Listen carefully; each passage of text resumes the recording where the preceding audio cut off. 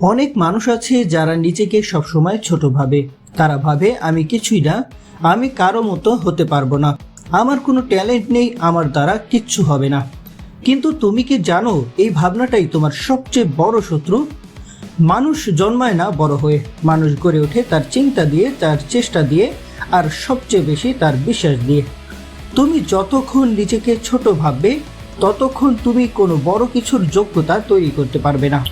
Thomas Edison যদি ভেবে বসতেন আমি তো 100 বার ব্যর্থ হয়েছি, আমি কিছুই পারি না, তাহলে হয়তো আজকের পৃথিবী অন্ধকারে রয়ে যেত।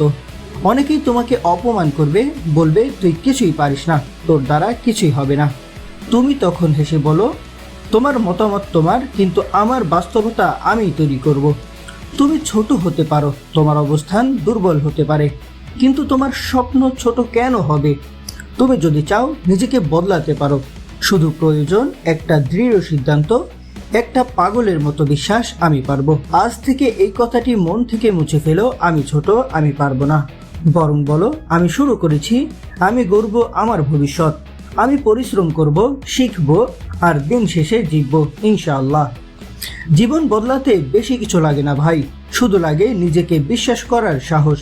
তাই আর নয় ছোট মনে করা, তুমি পারবে, তুমি অনেক বড় কিছু হতে পারো। ভিডিওটি ভালো লাগলে লাইক করে দিও। এমন আরও অনুপ্রেরণা পেতে সাবস্ক্রাইব করো মোটিভ ওরা। বেল আইকন টিপতে ভুলো না। ধন্যবাদ।